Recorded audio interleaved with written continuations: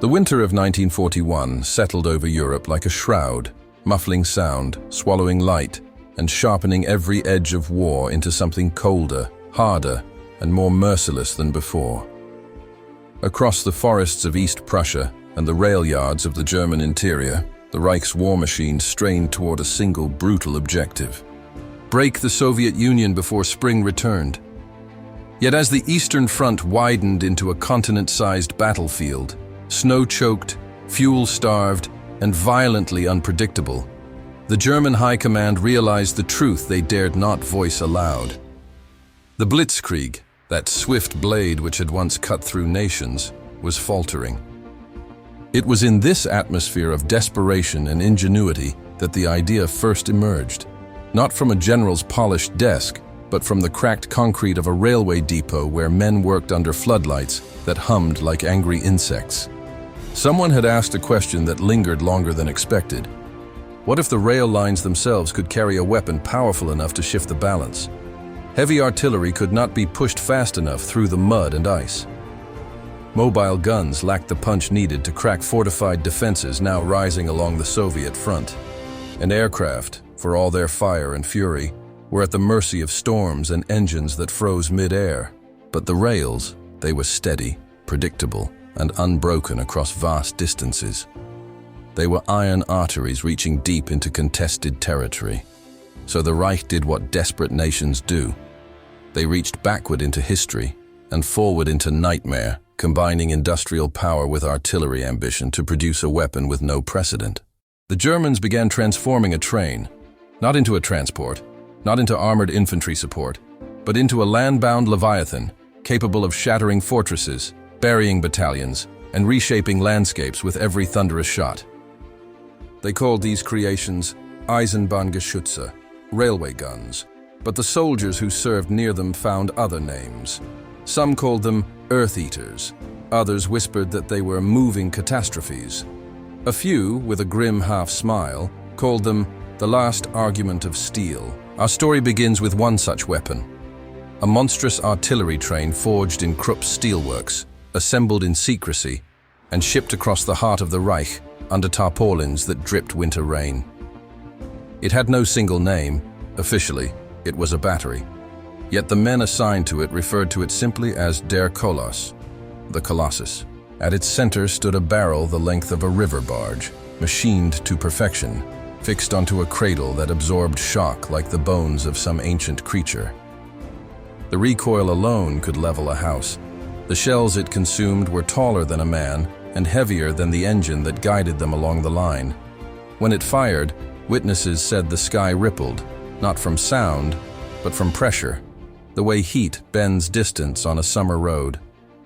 And stationed beside this impossible machine was Oberleutnant Jakob Rheinhart, a 27-year-old artillery officer whose gray eyes rarely blinked when the world shook around him. He was a man forged not for politics or parades, but for the quiet, relentless logic of mathematics and trajectory. His hands always smelled faintly of oil and cold iron, as if the machinery trusted only him. Jakob had been trained for standard batteries, field guns, and rapid-fire support. Yet here, in the shadow of Der Koloss, he felt as though he had stepped into a myth that steam and steel had only recently learned to tell. Jakob first saw the weapon in the half-light of dawn, its silhouette rising above the yard like some industrial cathedral. Frost clung to its rivets. Steam curled around its undercarriage. It seemed less built than summoned. "You'll feel the ground move before you hear the shot," the engineer beside him murmured. "It's not sound. It's the world remembering it has limits." Jakob nodded, though he could not yet imagine the sensation. He walked the length of the weapon, boots crunching on coal dust, breath rising in pale clouds. Around him, crews tested winches, checked bolts, inspected the cranes that would hoist shells the weight of small automobiles into the breach. The air smelled of diesel fumes and wet iron, an odor that clung to clothing and memory alike. Above the tracks, snow drifted down in slow flakes that glimmered under the floodlights, turning the whole scene into something suspended between reality and hallucination. Jakob found himself wondering what it would feel like to command such power, to send destruction across 10 miles with a single calculation, and a hand signal. He also wondered whether he could sleep afterward. Orders arrived at midday. The weapon was to be moved toward the Eastern Front, where Soviet defenses were stiffening along key junctions and river crossings. Intelligence suggested new fortifications, bunkers dug deep into frozen soil, reinforced with steel plating scavenged from wrecked tanks. Standard artillery could bark at them all day and achieve little more than noise. But the Koloss, if placed correctly, could collapse entire defensive lines. It was not an assignment, it was a test. As the train began its slow crawl eastward, crews moved alongside it like shadows. Jakob rode in a small cabin bolted to the reinforced car just behind the main gun. Maps were spread across the table, pinned in place with shell fuses. They glowed under the dim lantern light, the rivers and ridgelines traced in blue and charcoal strokes. The paper vibrated softly, as if aware of the monster rolling above it. He studied distances, angles, and elevation profiles. Outside, the engine hissed in the frigid silence. The rhythmic clatter of wheels on steel grew hypnotic, steady as a heartbeat, unbroken even through the night. For the men assigned to the Koloss, this journey felt different from any deployment they had known. An ordinary battery could be dismantled, scattered, hidden. This thing could not. It drew attention simply by existing. Every kilometer they traveled carried the risk of air reconnaissance, sabotage, or partisan attack. Sabotage was the greatest fear. A single loosened bolt, a misplaced charge beneath the rails, and the weapon would derail into a heap of shattered steel and broken men. Jakob enforced strict watches. Guards marched alongside the weapon during halts, boots crunching over ice-coated gravel. Searchlights swept the tree lines. Every sound in the forest seemed sharpened, branches cracking under frost, distant owls calling, footsteps that might have been imagination or danger. Yet the train moved on, unbroken. 4 days into the journey, they crossed a frozen marshland where the wind blew like knives. The engine's plume of smoke was carried sideways in a long, wind-torn banner. Jakob stood beside the main carriage, coat pulled tight, watching the sun rise over a horizon so pale it looked carved from bone. It was in that silence that he sensed the shift. Something subtle, almost imperceptible. The train slowed. Engineers emerged, scanning the tracks ahead.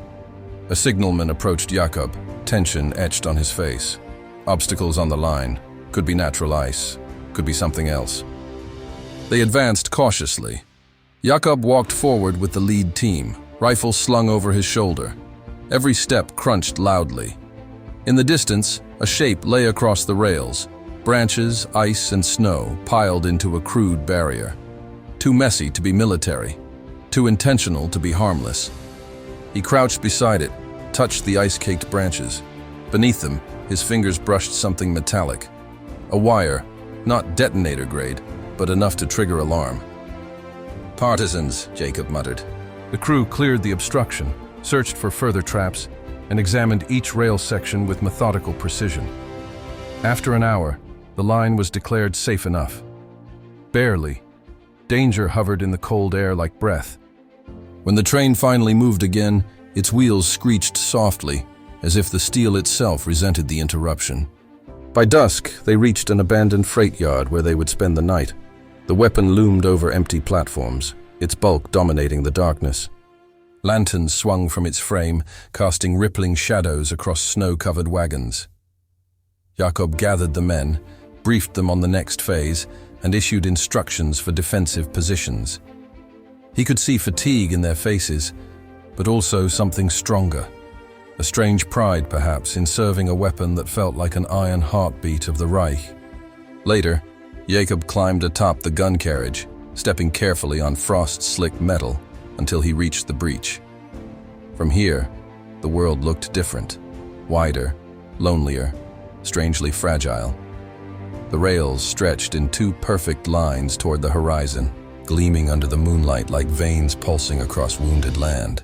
He rested a gloved hand on the cold steel. It hummed faintly with the memory of the engine's motion. Beneath him, the weapon seemed to breathe. He wondered, not for the first time, whether such power belonged in human hands. whether the calculations he made with pencil and compass could ever fully account for the lives erased by a single shell's descent. Yet war had little patience for such questions, and Jakob, like every man in uniform, learned to fold them neatly into the corners of his mind. The night deepened. Snow fell again, soft as ash. Somewhere in the distance, a wolf howled, a long, mournful note that drifted between the freight cars like a warning. Jakob turned his gaze eastward. The front was waiting, and so was the test that would determine whether this steel giant was a marvel of engineering or a monstrous folly destined to collapse under its own ambition. He exhaled, breath turning to mist. Tomorrow, the Koloss would fire its first shot in war. He felt the weight of that truth settle on his shoulders like a second coat. Dawn came reluctantly, as though the sky itself hesitated to witness what was about to unfold. Pale light seeped through the clouds and settled over the abandoned freight yard where der Koloss waited like a dormant titan. Frost clung to the tracks in delicate crystals, each one trembling with the distant rumble of artillery from the eastern front. The war was near, so near Jakob could feel it humming beneath the soles of his boots. Oberleutnant Jakob Rheinhart stood beside the gun carriage, collar raised against the biting wind, studying the map pinned beneath a length of steel dowel. The terrain ahead was brutal, frozen riverbeds, ravines that twisted like scars across the landscape, and terrain studded with fortifications the Soviets had carved out during desperate midnight labor. Their bunkers were buried deep, reinforced with soil and steel, connected by trenches now snow-choked but deadly. Reports indicated heavy concentrations of infantry and machine gun nests guarding a crucial junction, a convergence of roads and rails that supplied nearly an entire sector. If the Germans could collapse that junction, the Soviet line would bend, perhaps even break. But only der Koloss had the power to breach those defenses at such range. Jakob ran a hand across his chin, feeling the roughness of stubble grown in cold and worry. He traced the trajectory on the map, adjusting for elevation, wind direction, temperature. Mathematics soothed him. It imposed order on chaos. Yet this morning, his calculations felt heavier, as if each number carried a hint of dread. Behind him, the crew prepared the weapon. Men moved with deliberate coordination, their breath forming brief clouds that vanished into the bitter air. Cranes swung slowly, lifting shells one by one, their dull surfaces glinting like submerged stones dragged from a frozen river. The loading team guided each massive round, with the reverence of men handling something that could rewrite fate. The air was thick with the scent of coal smoke and engine grease. Somewhere nearby, a kettle boiled over a field stove, producing a thin curl of steam that mingled with the rising cold. It was a strange combination, domestic warmth and industrial menace, something Jakob had grown accustomed to in this brutal, unpredictable war. A messenger arrived on skis, breath ragged, uniform dusted with snow. "Orders from forward command," he said, handing Jakob a sealed envelope. Jakob broke it open, eyes scanning the terse lines. "Proceed to Sector K-12, Soviet bunker complex confirmed. Priority target." He folded the paper carefully and slipped it into his coat. Then he turned to his men. "We move within 10 minutes, final checks." The crews nodded and dispersed with renewed intensity. There was no need for speeches. They knew what was at stake. Within the hour, the Koloss began its slow advance, wheels crunching over the frozen rails with a steady, resolute rhythm. The countryside unfurled around them in bleak sweeps of white and gray. Leafless trees shivered under their own weight. Frozen streams threaded across the land like veins of cracked glass. Jakob rode in his command cabin, the map spread before him once more.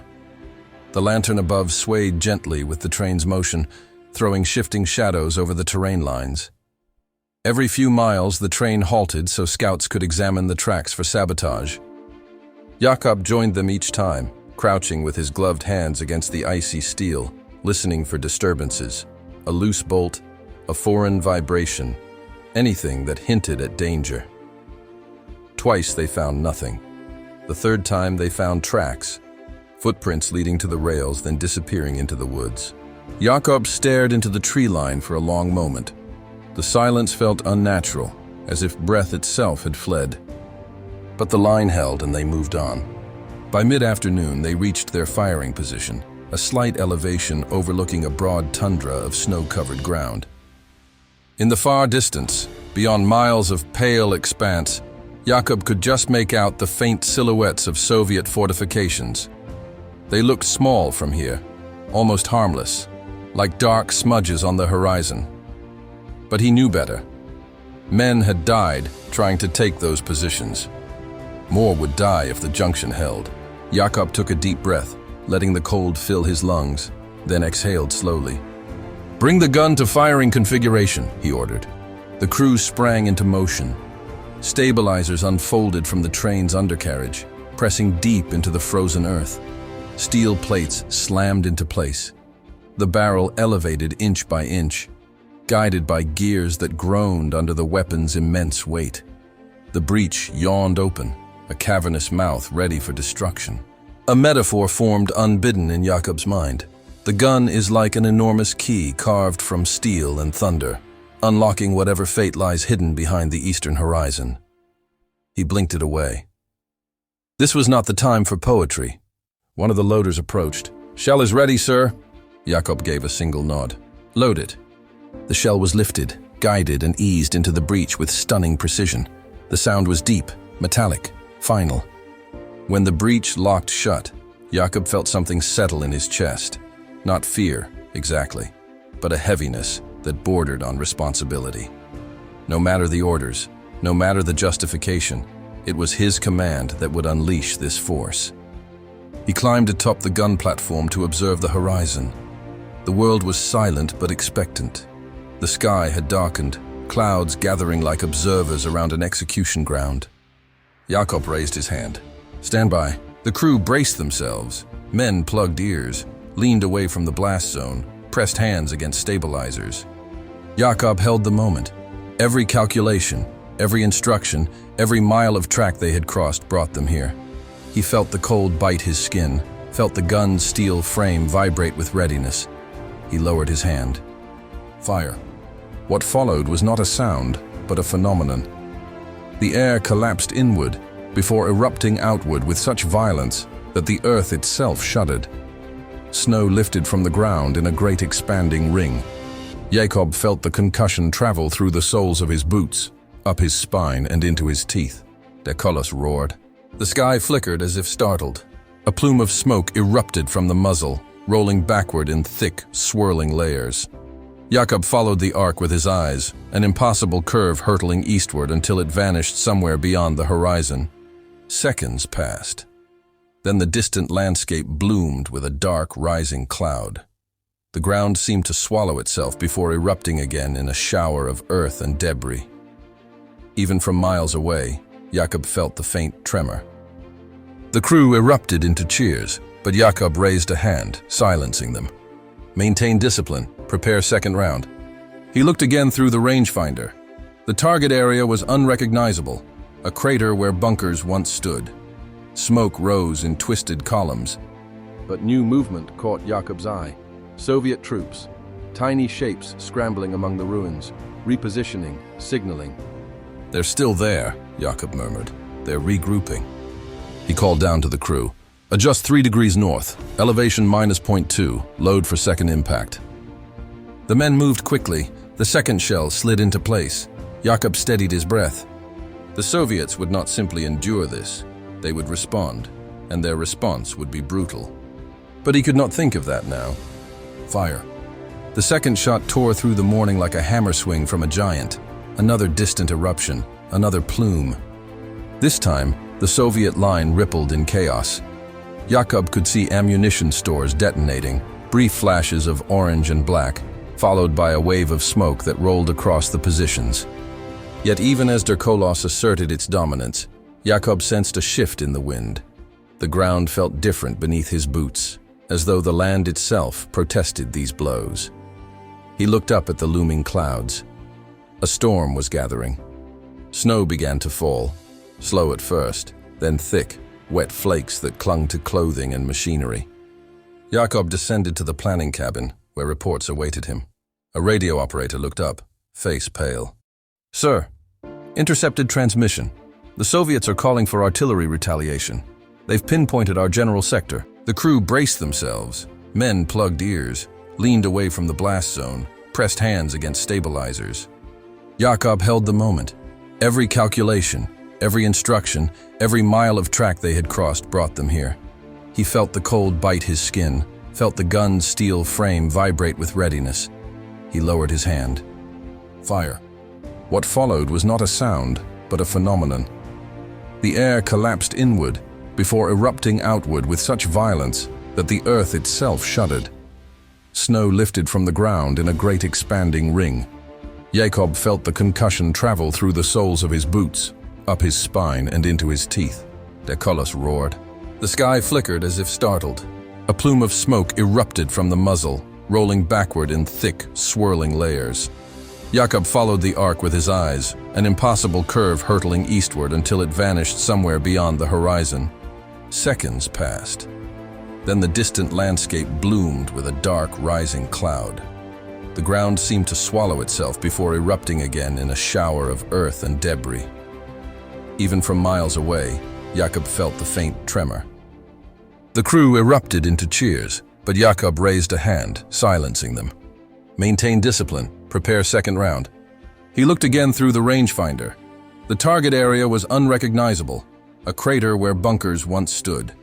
Smoke rose in twisted columns. But new movement caught Jakob's eye. Soviet troops, tiny shapes scrambling among the ruins, repositioning, signaling. They're still there, Jakob murmured. They're regrouping. He called down to the crew. Adjust 3 degrees north, elevation -0.2, load for second impact. The men moved quickly. The second shell slid into place. Jakob steadied his breath.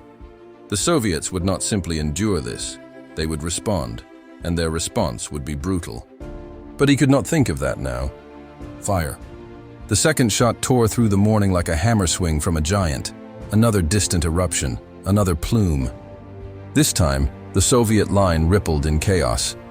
Jakob could see ammunition stores detonating, brief flashes of orange and black, followed by a wave of smoke that rolled across the positions. Yet even as der Koloss asserted its dominance, Jakob sensed a shift in the wind. The ground felt different beneath his boots, as though the land itself protested these blows. He looked up at the looming clouds. A storm was gathering. Snow began to fall, slow at first, then thick, wet flakes that clung to clothing and machinery. Jakob descended to the planning cabin, where reports awaited him. A radio operator looked up, face pale. Sir, intercepted transmission. The Soviets are calling for artillery retaliation. They've pinpointed our general sector. Jakob leaned over the map. How long? Minutes, perhaps. He stared at the weapon outside. Immense, powerful, but immobile once deployed. Prepare to reposition, he ordered quietly. We'll fire one more round before the storm closes visibility. After that, we move. The crew hustled, urgency sharp in their movements. Wind howled through the rail cars. Snow thickened, muting sound, blurring sightlines. The world felt narrower, more dangerous. Jakob climbed once more to the gun platform, coat flapping violently. The barrel glistened with melting flakes. He looked eastward, where smoke rose in a shuddering column. One more shot. One more argument of steel. Fire. The blast shook the storm itself. Snow exploded from the ground like feathers thrown into a gale. Jakob held the railing until the vibration faded. Then came the answering thunder, distant at first, then closer. Soviet counter-battery fire. The ground 100 meters to their left erupted in a geyser of snow and earth. Men ducked. Shouts rang out. Another shell screamed overhead, detonating near the tree line. Move! Jakob shouted. Reposition, now! Der Koloss groaned as the stabilizers retracted. The engine coughed, then roared to life. Wheels screeched as the train lurched forward, inching along the rails while explosions marched closer, bracketing their position. Inside Jakob, tension coiled like a steel spring. If even one shell struck the weapon, the devastation would be unspeakable. Another explosion erupted behind them, showering the track with debris. Jakob clenched the railing and whispered to himself, not as a prayer, but as a command to fate itself. Keep moving, keep moving. The storm swallowed their retreat, veiling the train in thick snow as enemy fire chased them through the white wasteland. Their survival, and the fate of Koloss, hung by a thread. The snowstorm thickened into a blinding veil, swallowing the landscape until only the rails beneath Koloss remained visible, two pale lines glinting through the white chaos. The monstrous artillery train groaned forward, its engine forcing breath into the frozen air with each exhaust stroke. The storm had become their shield and their prison. It hid them from Soviet spotters, but it also smothered the world into a single indistinct blur where danger could approach unseen. Inside his cabin, Jakob Rheinhart wiped frost from the window with the back of his glove, smearing the pain but revealing little. The storm distorted everything.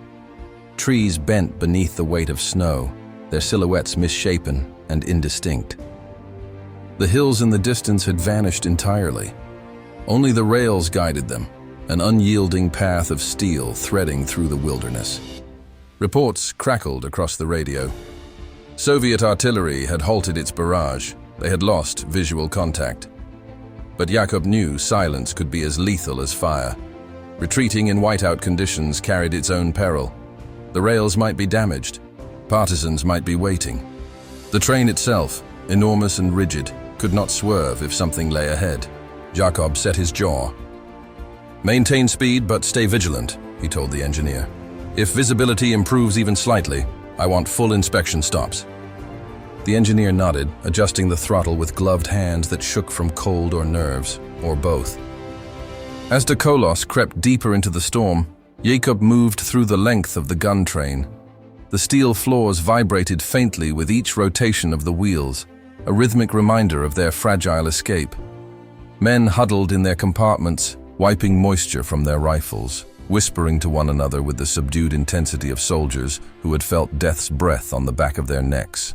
He passed the ammunition cars, where shells lay secured in reinforced racks, each one a dormant promise of devastation. Here the air was thick with the smell of oiled metal.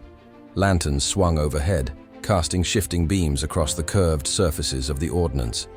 Jakob paused beside one of the shells, taller than his chest, cold as the surrounding storm. It was strange how lifeless it looked when untouched, how silent, how innocent in its stillness. Yet a single gesture, a single command, could awaken it and send it screaming across the world. These were the weapons he lived with. These were the responsibilities he could not set down. The storm raged outside. Snow lashed against the steel hulls, rattling windows with icy fingers. The gun barrel, towering, defiant, collected a thin glaze of ice that cracked under the strain of the train's movement. Jakob made his way to the forward observation cabin, sliding open the heavy door. A cold blast punched into him, sharp enough to sting through his coat. He climbed the ladder to the forward lookout hatch, where a narrow slit of visibility awaited. There, hunched against the cold, was Corporal Wenninger, one of the youngest men aboard. He turned as Jakob approached, eyes wide beneath the brim of his helmet. "Sir, the storm's letting up ahead." Jakob looked. Indeed, the swirling snow thinned slightly in the distance, a faint lightening of the sky, like breath clearing a fogged window. "Good," Jakob said. "Once we have clear view of the track, we stop and inspect." Wenninger hesitated before speaking again. "Sir, may I ask something?" Jakob nodded. "You think they'll write about this? About der Koloss? About us?" It was not the kind of question Jakob expected. He studied the young man, a soldier barely old enough to shave, assigned to one of the most dangerous weapons in the Reich.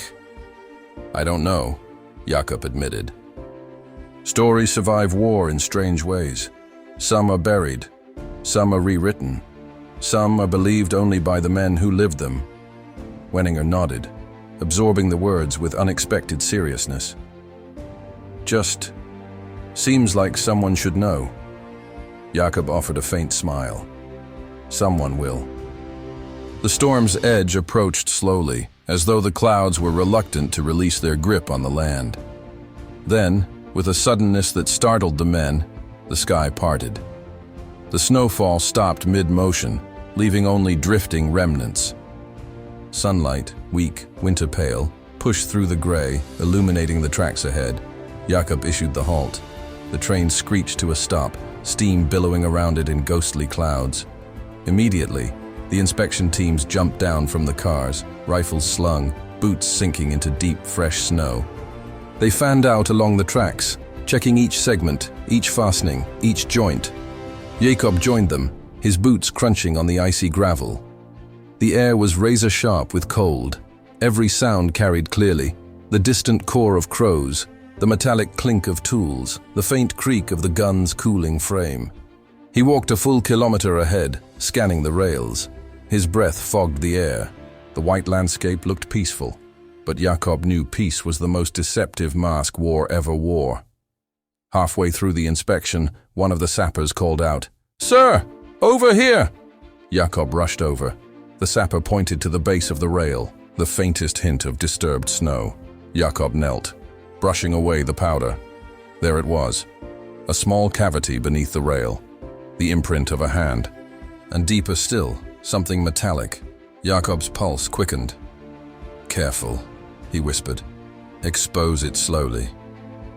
The men worked gently, pushing snow away in small increments. Soon the object revealed itself fully. A demolition charge, partially buried, wired to a crude detonator. But the detonator was frozen, likely planted during the night, abandoned when the storm grew too fierce. Jakob let out a breath he did not realize he had been holding. "Disarm it," he ordered. "Then double the perimeter." It took half an hour before the line was declared safe again. Only then did Jakob return to the train.